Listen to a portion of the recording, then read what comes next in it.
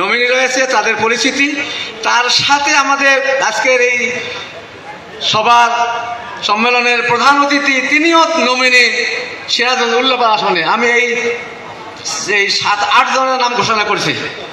বগুড়া 1 আসন সারিয়াকান্দি সোনাতলা, এখান থেকে বাংলাদেশ জামাত ইসলামী জাতীয় সংসদের নমিনি হিসাবে নির্বাচন করবেন অধ্যক্ষ শাহাবুদ্দিন, কেন্দ্রীয় নির্বাহী পরিষদের সদস্য, কেন্দ্রীয় বাইতুল মাল সেক্রেটারি এবং বগুড়া জেলা জামাতের সাবেক আমির। বগুড়া 2 আসন শিবগঞ্জ, এই আসন থেকে আমাদের জামাতের মনোনীত নমিনি সাবেক এমপি বিশিষ্ট আলেম দ্বীন অধ্যক্ষ মাওলানা শাহাদাতুজ্জামান। বগুড়া 3 আসন আদমদিঘি দুপচাচিয়া, এই আসন থেকে আমাদের জামাতের নমিনি তারুণ্যের অহংকার গুনাহার ইউনিয়ন পরিষদের সম্মানিত চেয়ারম্যান সাবেক ছাত্রনেতা জনাব নূর মোহাম্মদ আবু তাহের। বগুড়া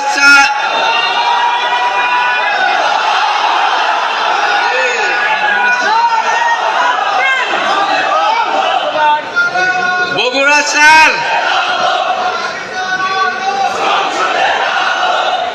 স্লোগানের সময় পরে পাবেন। বগুড়া 4 আসন কাহালু নন্দীগ্রাম, এই আসন থেকে জামাত ইসলামী মনোনীত নমিনি 3 বারের কাহালু উপজেলা সাবেক উপজেলা চেয়ারম্যান বিশিষ্ট আলেম দ্বীন হযরত মাওলানা অধ্যক্ষ তায়েব আলী।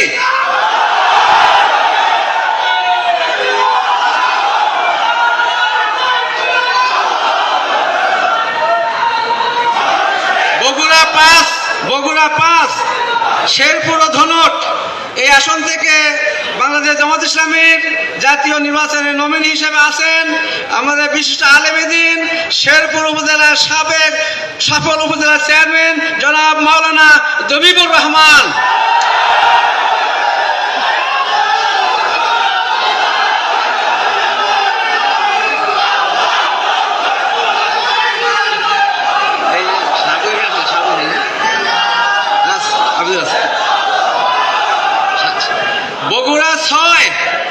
বগুড়া সদর আসন, এই আসন থেকে জামাতে ইসলামী মনোনীত নমিনি বগুড়া শহর জামাতের সংগ্রামী আমির বিশিষ্ট ছাত্র নেতা অধ্যক্ষ মাওলানা আবিদুর রহমান সোহেল।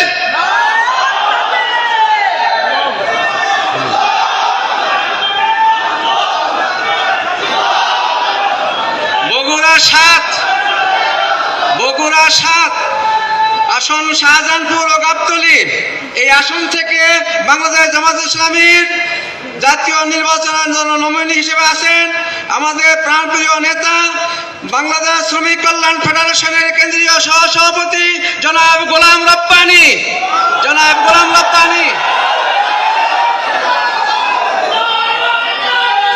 এই উল্লেখ করেন আসন।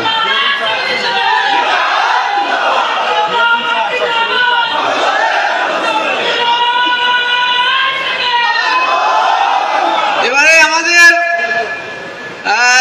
সিরাজগঞ্জ উল্লাপাড়া আসন থেকে জামাত ইসলামী বাংলাদেশের মনোনীত নমিনি বাংলাদেশ জামাত ইসলামীর কেন্দ্রীয় নির্বাহী পরিষদের সম্মানিত সদস্য এবং বাংলাদেশ জামাত ইসলামীর সহকারী সেক্রেটারি জেনারেল এবং আজকের এই প্রোগ্রামের সম্মেলনের প্রধান অতিথি সাবেক ছাত্রনেতা জনাব রফিকুল ইসলাম খান।